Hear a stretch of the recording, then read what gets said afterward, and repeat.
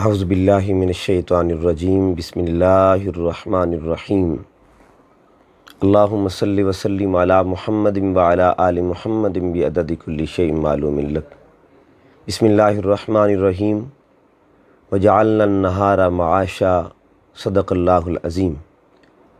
معزز سامعین و ناظرین، آج یکم مئی ہے اور یکم مئی کا دن اس حوالے سے اہمیت کا حامل ہے کہ عالمی سطح پہ مزدوروں کے عالمی دن کے طور پر اسے منایا جاتا ہے۔ مزدور کی عظمت کیا ہے، مزدور کی اہمیت کیا ہے، مزدور کی فضیلت کیا ہے؟ اگر ہم اسلام کا مطالعہ کریں اور بانی اسلام کے فرامین کو اپنے دلوں میں جگہ دیں تو یہ بات روز روشن کی طرح عیاں ہو جاتی ہے کہ اسلام اور بانی اسلام نے ہمیشہ انسانی حقوق کی بات فرمائی۔ اگر ہم تاریخ کو دیکھیں تو تاریخ اسلام کے اندر مزدور کی جو اہمیت ہے، مزدور کی جو عظمت ہے، وہ کریم آقا صلی اللہ علیہ وسلم نے اپنے فرامین کی روشنی میں بیان فرمائی اور پھر قرآن کے ذریعے اس پیغام کو عام کیا۔ اللہ رب العزت قرآن حکیم میں ارشاد فرماتے ہیں وَجَعَلْنَا النَّهَارَ مَعَاشًا، اور ہم نے دن کو معاش کے لیے بنا دیا، یعنی صبح سے لے کے شام تک محنت مزدوری کرنا، مشقتیں کرنا، اپنی اولاد کے لیے کسب حلال کرنا، اس کے لیے اللہ رب العزت نے دن کو بنایا اور اس کا ذکر قرآن میں فرمایا۔ اب اگر احادیث مبارکہ کا مطالعہ کریں، حضور صلی اللہ علیہ وسلم کے فرامین کو دیکھا جائے تو حضور صلی اللہ علیہ وسلم نے 1400 سال قبل مزدور کو اپریشیٹ کیا، مزدور کی عظمت بیان فرمائی، مزدور کی اہمیت بیان فرمائی۔ تاجدار کائنات، پیغمبر انسانیت، محسن انسانیت، داعی حقوق انسانیت صلی اللہ علیہ وآلہ وسلم نے ارشاد فرمایا۔ آپ کا ارشاد آج بھی ہر مزدور کے لیے حوصلہ مندی کا بہت بڑا سامان ہے، ہر مزدور کے لیے اپریسیشن کا بہت بڑا سامان ہے۔ حضور نے کیا فرمایا؟ اعطوا الاجیر اجرہ قبل ان یجف عرقہ۔ میرے آقا صلی اللہ علیہ وسلم کے وہ الفاظ آج بھی ہر مزدور کے لیے تسلی کا سامان ہے، اطمینان کا سامان ہے، عظمت کا سامان ہے۔ آپ نے فرمایا کہ مزدور کو اس کی مزدوری اس کے پسینہ خشک ہونے سے قبل دے دی جائے، یہ فرمان ہے میرے کریم آقا صلی اللہ علیہ وسلم کا۔ دوسرے مقام پہ آقا دو جہاں صلی اللہ علیہ وسلم نے فرمایا القاسب حبیب اللہ۔ کتنا بڑا ٹائٹل دیا مزدور کو، کتنا بڑا انعام دیا مزدور کو، اور کتنی بڑی عظمت عطا فرمائی مزدور کو کہ اپنے ہاتھوں سے کمانے والا، اپنے ہاتھوں سے کمائی کرنے والا، اس کے لیے میرے آقا نے فرمایا القاسب حبیب اللہ، اپنے ہاتھوں سے کمانے والا اللہ کا دوست ہوتا ہے۔ یہ حدیث کی روشنی میں تھیوری ہے، اور اگر پریکٹیکل کو دیکھا جائے تو سیرت محمدیہ صلی اللہ علیہ وآلہ وسلم کی روشنی میں پریکٹیکل یہ ہے کہ حضور کے ایک صحابی تھے جن کا نام حضرت سعد رضی اللہ تعالیٰ عنہ تھا۔ اپنے ہاتھوں سے مزدوری کرتے تھے، محنت کرتے تھے، کما کے لاتے تھے۔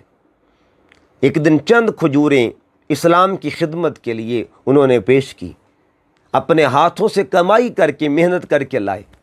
نبی کریم صلی اللہ علیہ وسلم نے ان کو قریب بلایا اور ان کے ہاتھوں کو دیکھا۔ جب ہاتھوں کو دیکھا تو ہاتھوں پہ چھالے پڑے ہوئے تھے، ہاتھوں پہ نشان تھے، محنت کے، مزدوری کے علامات تھی۔ نبی کریم صلی اللہ علیہ وسلم نے پوچھا اے سعد یہ کیا ہے؟ عرض کی آقا سارا دن محنت کرتا رہا ہوں، یہ نشانات ہیں۔ صحابہ کرام نے دیکھا کہ ہم نے پھر ایک عجیب منظر دیکھا۔ صحابہ فرماتے ہیں کہ ہم نے دیکھا کہ نبی کریم صلی اللہ علیہ وسلم اس صحابی کے ہاتھوں کو اپنے قریب کرتے ہیں اور اس کے ہاتھوں کا بوسہ لے لیتے ہیں۔ بوسہ لے کے حضور نے فرمایا میرے صحابہ ان ہاتھوں کو دیکھ رہے ہو؟ جو محنت کر کے، مزدوری کر کے اپنے بچوں کا پیٹ پالتا ہے، اللہ نے ان ہاتھوں پر جہنم کی آگ کو حرام کر دیا۔ یہ کتنا بڑا اجر ہے، کتنا بڑا صلہ ہے اس مزدور کے لیے جو دن بھر محنت کرتا ہے۔ اسی طرح اگر سابقہ انبیاء کو ہم دیکھیں تو حضرت آدم علیہ السلام بھی مزدوری کرتے تھے۔ اللہ نے جب آپ کو زمین پر بھیجا تو آپ کو کچھ سامان ایسا دے کر بھیجا تھا جن کے ذریعے آپ مزدوری کرتے تھے، اور جس سامان کے ذریعے مزدوری کر کے اپنا پیٹ پالتے تھے۔ اسی طرح حضرت موسیٰ علیہ السلام کے بارے میں آتا ہے کہ آپ نے مسلسل اپنی زندگی کے 8 برس مزدوری فرمائی۔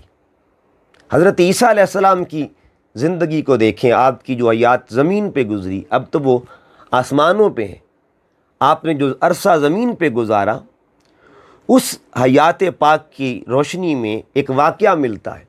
ایک نوجوان کو آپ نے دیکھا کہ وہ عبادت کر رہا ہے، سارا دن اللہ کی بندگی کر رہا ہے۔ آپ نے اس سے پوچھا، بھئی نوجوان تو سارا دن جو ہے اللہ کی بندگی کرتا ہے، اور اللہ کی بندگی کرتے کرتے تو سارا دن گزار دیتا ہے، تو بچوں کو کیسے کھلاتا ہے؟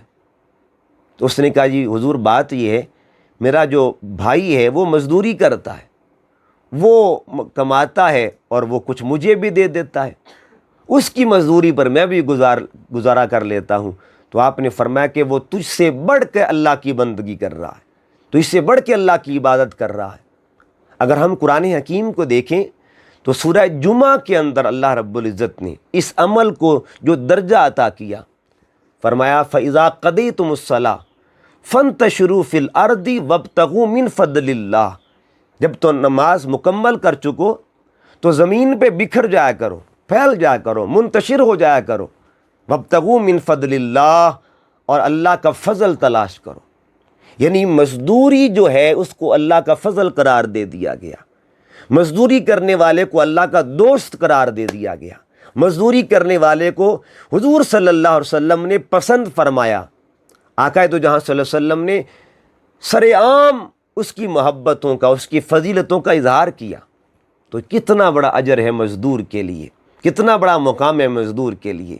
آج ہم مزدوروں کا ایک دن مناتے ہیں، ایک دن منانے سے ان کا حق ادا نہیں ہوتا۔ حق ادا تب ہوگا جب روزانہ ان کی حقوق کی بات کی جائے، مساجد میں ان کے حقوق کا تذکرہ کیا جائے، اگر بیٹھا جائے کسی مجلس میں ان کے حقوق کی بات کی جائے، تاکہ ہم سال کے جتنے بھی ایام ہیں ان کی خدمات کو خراج تحسین پیش کریں، ان کی خدمات کی آواز اٹھائیں، اور جہاں بھی بات کرنے کا موقع ملے وہاں بات کی جائے۔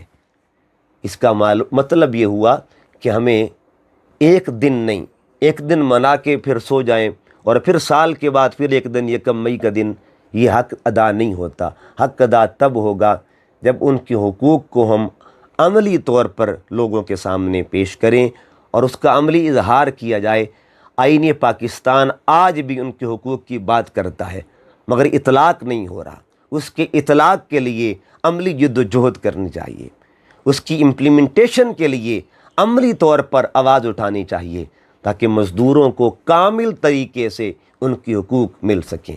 اللہ پاک کی بارگاہ میں دعا کرتے ہیں، اللہ پاک ہر محنت کرنے والے، ہر مشقت کرنے والے اور ہر کسب معاش کے لیے اپنی خدمات پیش کرنے والے کو اللہ پاک سلامتی عطا فرمائے، اس کو دنیا کا بھی اجر نصیب فرمائے اور اخروی اجر بھی عطا فرمائے۔ وما علیہ الا البلاغ۔